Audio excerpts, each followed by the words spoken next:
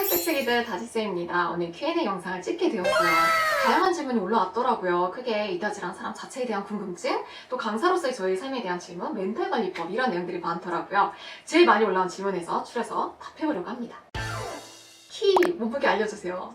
제 키는 160.3cm인데요. 실제로 보면은 작다고는 안 하세요. 제가 이제 어깨가 좀 넓어서 그런지 키보다는 커 보이는 편입니다. 몸무게는 사실 극비인데 마지막으로 쟀을 때가 51.2에서 3.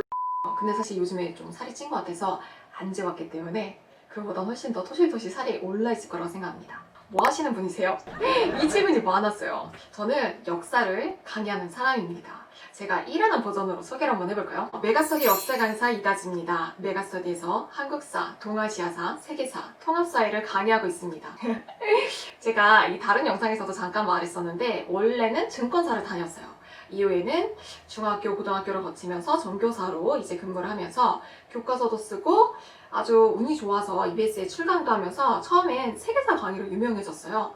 그런 이후에 인터넷 강의 업계에서 스카우트제의가 왔고 메가스터디에서는 2016년부터 강의를 했습니다. 성격상의 장단점이 뭔가요? 제 성격의 장점은 제가 만약에 이거는 정말 별로 안 좋은 모습이다 라고 생각하면 고치려고 노력하고 실제로 좀 빨리 고칩니다. 단점은요, 정리정돈을 정말 잘 못해요. 사무실도 그렇고 집도 난장판입니다. 제 주변에 물어봤어요. 내 단점이 뭐냐. 근데 다 이거를 만장일치로 뽑아주시더라고요. 정리정돈을 못합니다. 선생님 기상 루틴 알려주세요. 수면 시간이 짧으신 것 같던데 저는요 여러분 일단 잠이 별로 없어요. 그러니까 아침에도 다른 사람들은 일어나기 힘들다 라고 생각을 하면서 일어나잖아요. 근데 저는 너무 일찍 일어나면 안 되는데 하면서 일어나요. 잠을 깨고서 핸드폰을 보면은 보통 새벽 4시 이래서 억지로 그냥 눈 감고 누워 있었던 적도 많아요. 일단 일어나면은 제가 브이로그에서 보여드린 것처럼 물 마시고 보통 공복 운동을 해요. 이 문 닫기 전에는 한 30분 정도 러닝머신을 하고 20분 정도는 웨이트를 했어요. 한 일주일에 두 번, 세 번 정도. 그러다가 문을 닫고 난 다음에는 운동을 하려고 필라테스 기계 리포머를 샀습니다. 그래서 유튜브에 필라테스 강의 영상이 많더라고요. 그런 걸 틀어놓고 1시간 정도 운동하고 샤워를 하는 게 저의 기상 루틴입니다. 선생님 수면 시간, 기상 시간이 어떻게 되세요? 제가 강의 스케줄이 없는 날은 7시에서 8시 사이에 일어나고요. 스케줄이 있는 날은 한 5시쯤 일어나요. 잠을 최소한 5시간은 자려고 노력을 합니다. 왜 그러냐면 안 그러면 제가 몸이 아프더라고요. 그러니까 졸려서 자는 게 아니라 안 아프려고 더 자려고 사실 노력하는 편이에요. 취미는요? 취미나 주말에 뭐 하는지에 대한 질문도 많았는데요. 솔직히 주말에도 저는 거의 항상 일이 있어요. 그리고 이게 취미다 라고 말할 수 있을 만한 정기적으로 하는 취미가 없습니다. 그래도 좀 여유가 생기면 저는 여행을 가요. 특히 제주도가 여러분 너무 좋더라고요. 한 번은 정말 힘들게 짬을 내서 제주도에 갔는데 내내 비가 오는 거예요. 오랜만에 왔는데 진짜 망했다 생각했는데 숙소 앞에 있는 바다에 나가서 그 바다가 보이는 포장마차에서 라면을 소주를 마셨어요. 너무 좋아요. 쌤의 인생책은 뭔가요? 저는 너는 나에게 상처를 줄 수 없다 라는 책을 정말 좋아해요. 사실 이 책은 제가 정말 우연하게 발견한 보물 같은 책인데요. 제가 역사책을 사려고 서점에 들어간 적이 있어요. 당시에 제가 멘탈이 정말 나가 있었던 상황이었는데 그때 이 책이 저한테 말을 걸더라고요. 누구도 나에게 상처를 줄 수 없다. 이 책에는 굉장히 비참한 상황에서 자존감을 건강하게 지킬 수 있는 방법이 나와 있어요. 꼭 읽어보시길 권합니다. 선생님이 먹는 영양제는?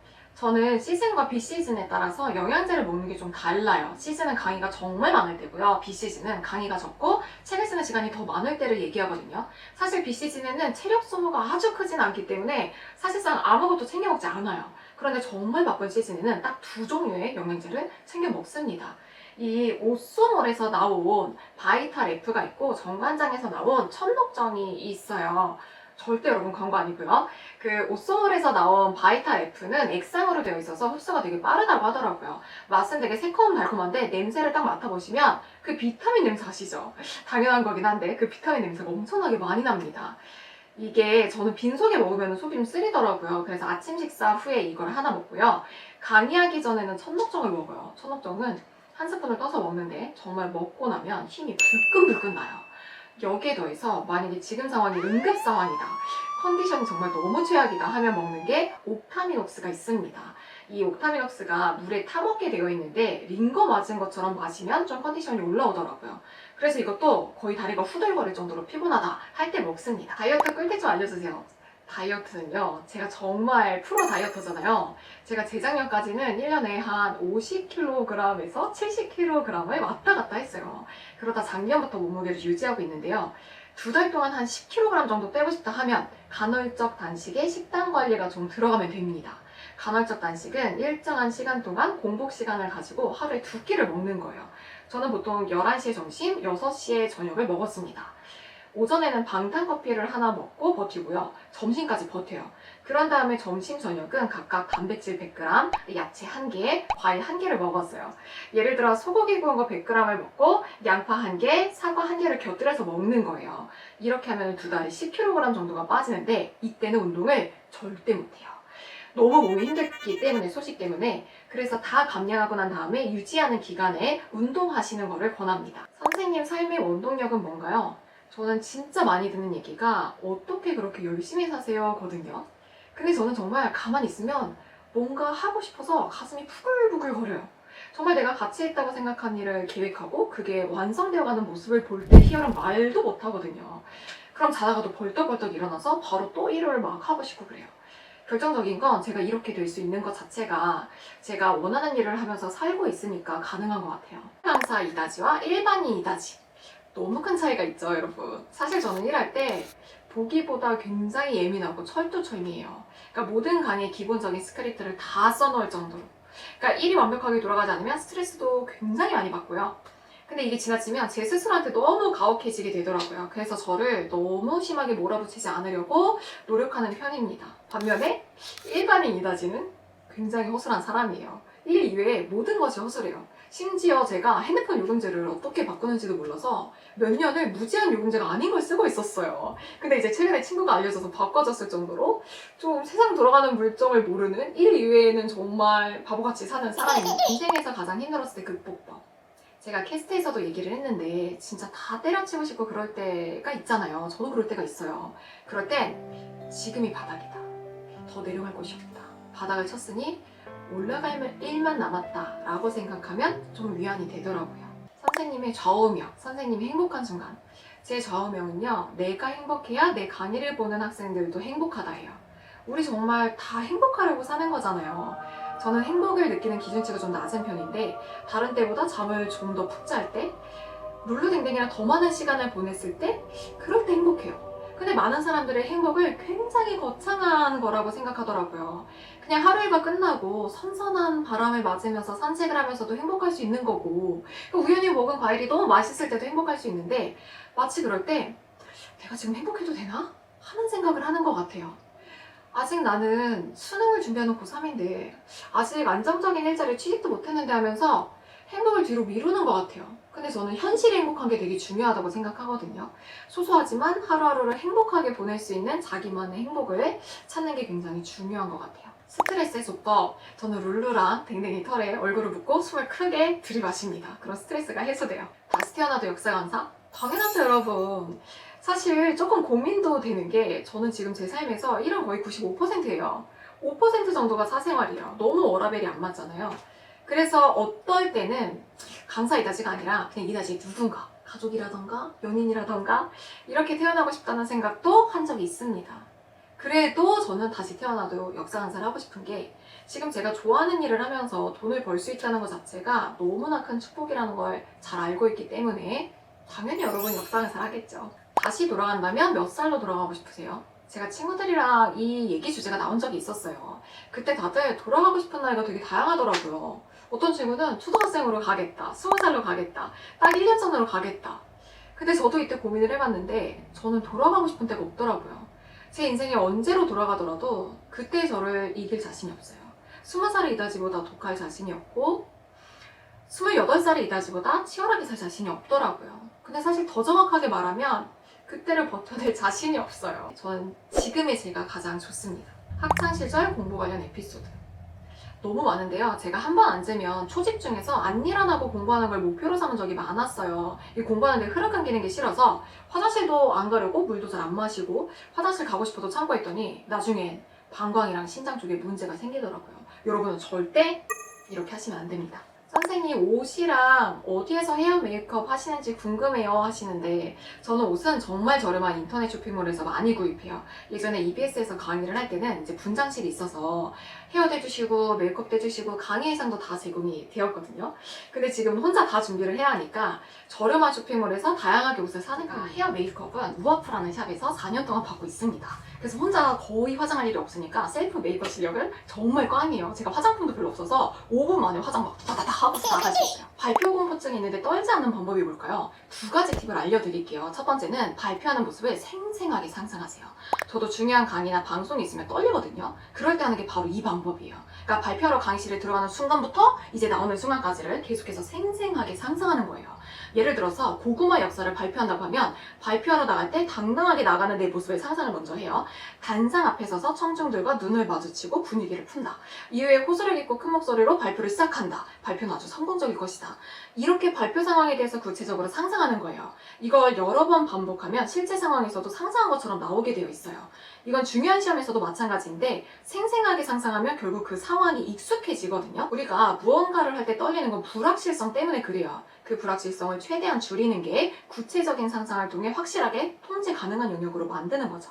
두 번째는 조금 전에 말한 건데 그냥 발표를 바로 시작하지 말고 분위기를 풀고 시작하세요.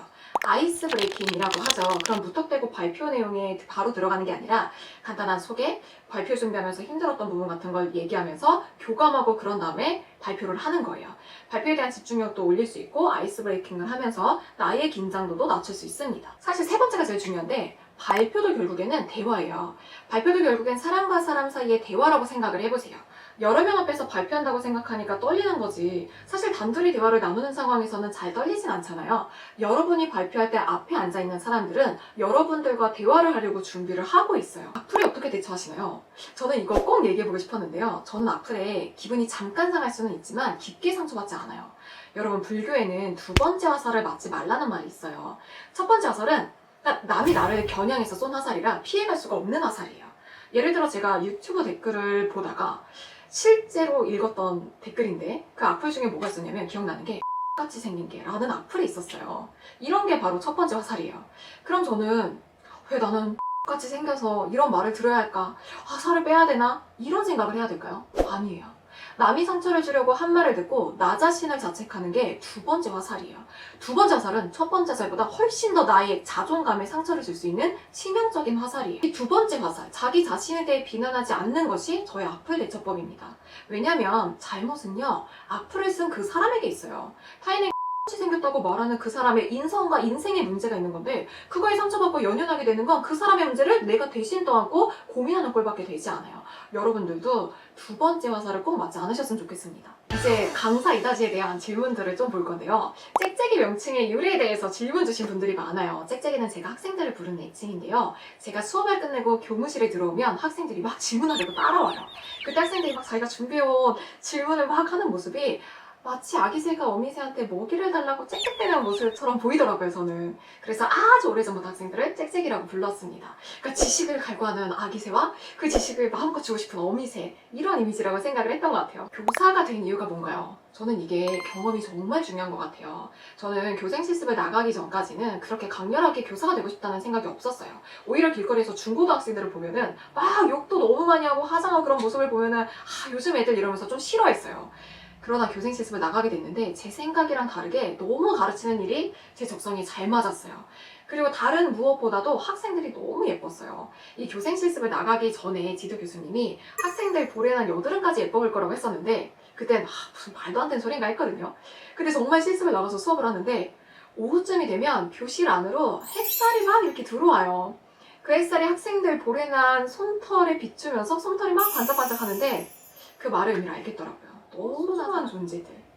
근데 이런 청소년기라는 정말 중요한 시기에 좋은 영향을 끼칠 수 있는 사람이 되고 싶다는 생각을 했습니다. 근데 제가 생각을 한 게 그것마저도 제가 경험을 해보지 않았으면 저는 계속해서 나는 청소년들을 가르치는 일과는 맞지 않아 라고 생각을 했겠죠. 그래서 정말 자기가 하고 싶은 일을 찾는 데는 다양한 일을 경험해보는 것이 중요한 것 같아요. 20대에 꼭 해야 할 일, 여러분 자신을 찾으세요. 메타인지, 내가 어떤 인간인지, 어떤 일을 할 때 재밌고 잘하는지, 그 어떤 분야에 대해서 내가 소질이 있는지를 알 수 있게 다양한 경험을 하세요. 여러분이 어떤 사람과 잘 맞는지 알 수 있게 많은 친구들을 만나시고요. 연애도 마음껏 하세요. 이거는 인맥을 넓히란 얘기가 아니에요. 저는 다른 사람들이랑은 조금 다른 메시지일 텐데 결국에 사실 남는 건 엄청나게 넓혀놓은 인맥들이 남는 게 아니라 내 사람들이 남더라고요. 많지 않아도 된다고 생각해요. 저는 한 10명 정도만 있어도 성공한 인생이죠. 결국에 20대 해야 할 일은 내가 어떤 사람이고 나에게 맞는 옷을 찾을 수 있게 많은 일을 다방면에서 경험하는 겁니다. 현재 선생님의 목표는 원래 저는요 항상 제 분야에서 최고가 되는 게 목표였어요. 솔직히 말하면 뭐를 해도 저는 다 1등을 하고 싶었어요. 근데 지금은 바뀌었어요. 제가 1타 강사 1등이 아니더라도 분명 제 강의가 잘 맞아서 좋아하고 필요로 하는 친구들이 있을 거잖아요.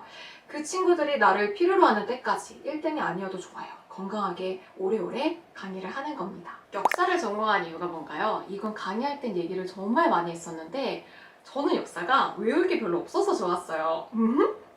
물론 모든 학문의 기반은 기본적인 내용에 대한 암기가 있죠. 근데 특히 역사는 무조건 외우면 된다고 생각을 하잖아요. 근데 저는 반대였어요.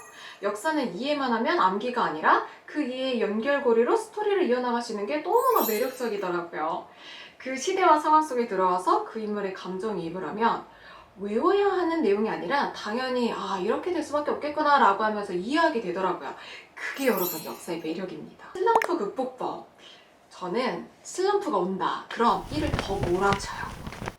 그러면 슬럼프가 저를 괴롭힐 시간이 없이 바쁘기 때문에 이제 우울할 새가 없습니다. 쌤의 롤모델이나 라이벌이 있으신가요? 저는요 롤모델도 라이벌도 없어요.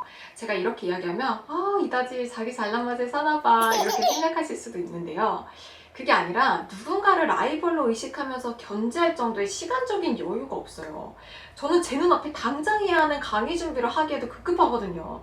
저는 만약에 어떤 A라고 하는 강의를 하면 그 강의를 2016년부터 가장 최근까지 제가 어떻게 했는지를 싹 모니터링을 해요. 오히려 그걸 보면서 자극을 받아요. 2018년 강의가 2019년 강의보다 더 잘했네. 이 설명은 학생들 반응이 좀 별로였으니까 이런 식으로 해야겠다. 이런 걸 생각하는데도 굉장히 시간이 오래 걸리거든요. 그래서 제가 생각한 라이벌은 과거의 이다지 중에 가장 베스트였던 이다지인 것 같아요. 일에 대한 만족도가 언제 높으신가요? 가장 보람을 느낄 때가 언제신가요? 저는 잘 살고 있는 제자들 모습을 볼 때 가장 보람을 느낍니다. 짹짹이들은 짧으면 한 1년 동안 제 강의를 보기 때문에 내적 친분이 엄청 쌓일 거예요. 근데 저는 현강을 제외하고는 직접 만날 일이 없으니까 정말 짹짹이들이 소식을 전해줄 때가 가장 행복해요. 선생님 강의 듣고 어느 대학 갔어요, 어느 직장 들어갔어요 이런 소식 있잖아요. 특히 수강후기를 써주거나 아니면 손편지를 써줄 때 저희 집에는 학생들이 써줬던 손편지만 모아서 전시해 놓은 액자도 있습니다. 진짜로 저한테는 가장 큰 보물이에요. EBS 강의는 어떻게 하셨어요? 많이들 오해하시는 게 EBS 강사가 되려면 수업을 잘하는 교사나 강사를 스카웃을 해가는 줄 아시더라고요. 그게 아니라 회사 들어가는 거랑 똑같아요. 1차의 서류 전형, 2차의 수업 시연, 3차의 면접 전형을 다 거치게 됩니다. 이 공채 전형을 통해서 EBS에서 강의를 시작했어요. 집에서 공부할 때 집중할 수 있는 방법 좀 알려주세요. 여러분, 결국에 공부를 어떻게 잘하고 집중할 수 있느냐는 딱 하나예요. 메타인지. 이 메타인지가 뭐냐? 나 자신에 대한 지식이에요. 예를 들어서 내가 어떻게 옷을 입었을 때 제일 멋있는지 아는 거, 이것도 메타인지예요. 내가 어디서 공부할 때 제일 집중이 잘 되는지 한번 생각해보세요. 예를 들어서 다른 사람들이 막 공부하는 거를 보면서 자극도 받고 답답하지도 않을 수 있는 도서관에서 하는 게 좋아 하는 친구들도 있을 거고, 독서실처럼 내 자리만 딱 불이 들어오고 아주 조용하게 공부하고 싶은 친구들도 있을 거예요. 이 본인이 어떻게 공부를 할 때 잘 되는지를 생각해서 집에서 공부할 때 그 환경을 조성해 놓으세요. 그리고 중요한 거, 상황 통제력을 기르세요. 예를 들어서 선생님 저는 자꾸 핸드폰 보고 싶어서 집중이 안 돼요. 그러면 기본적 기능만 있는 고3 폰으로 바꾸세요. 지금은 여러분들 스스로가 다 통제할 수 있는 영역들입니다. 선생님은 고3 때 공부 얼마나 하셨어요? 고등학생의 권장 수면 시간은 몇 시간이라고 생각하시나요? 저는 오히려 고3 때는 지금보다 잠을 훨씬 많이 잤어요. 7시간에서 8시간을 잤고 좌우명이 정말 깨어있는 시간에 초집중을 하자였어요. 여러분한테도 저는 수업 시간에도 잠을 줄이라는 말을 하지 않습니다. 차라리 충분하게 자고 깨어있는 시간을 빈틈없이 정말 머리 이제 열이 나도록 공부하는 게 최고예요. 공부하기 싫을 때 책상에 앉는 법. 일단 앉으세요. 그럼 해결돼요. 책상에 앉기까지 시간이 좀 오래 걸리잖아요. 일단 책상에 앉아서 딴짓을 하더라도 일단 앉으세요. 그럼 시작하게 되어 있어요. 땡치기들이 꼭 했으면 하는 생활 습관? 저는 아침에 하루를 어떻게 보낼지 계획을 짜는 거를 꼭 했으면 좋겠습니다. 이게 근데 플래너를 쓰라는 게 아니라 오늘 하루를 어떤 마음가짐으로 보내고 싶은지 태도와 감정에 대해서 계획하라는 거예요. 좀 어렵죠? 예를 들어서 저는 오늘 일정이 정말 빡빡해요, 이 뒤에. 그래서 첫 번째 계획은 좋아하는 일을 할 수 있는 기회가 많이 있다라고 하는 것에 감사하자였어요. 두 번째는 함께 일하는 사람들도 오늘은 힘든 날일 테니까 오늘은 만나는 사람마다 웃으면서 인사하자. 이런 걸 아침에 다짐하고 또 플래너 맨 앞에 써둡니다. 그럼 사실 하루 자체가 되게 긍정적으로 밝게 시작이 되는 것 같아요. 공부하면서 잡생각이 들면 어떡하나요? 여러분, 잡생각이 들면요, 잡생각을 막 하세요. 왜 그러냐면요, 제가 지금 3초를 셀 건데 그 3초 동안 하얗고 귀여운 고양이 어떻게 생긴지 아시죠? 그 고양이를 절대로 생각하지 마세요. 알겠죠? 하얗고 귀여운 고양이 말이에요. 저 이제 3초 셀 거예요. 하나, 둘, 셋. 어떠세요? 생각을 안 하려고 하니까 더 생각나지 않으세요? 잡생각이 원래 그래요. 아, 이거 생각할 때가 아니야. 공부에 집중해야지 하면은 더 떠오르게 돼 있어요. 차라리 걱정 노트, 잡생각 노트를 만들어 보세요. 제가 실제 썼던 방법인데 노트 한쪽에는 떠오르는 걱정들에 대해서 써놔요. 예를 들어서 이미 치른 중간고사에서 수학 점수가 너무 안 좋은데 그럼 이번에 등수 너무 떨어지는 거 아니야? 라고 하는 잡생각이 들면 그 걱정을 그대로 써요. 그런 다음에 다른 한쪽에는 해결 방안을 써요.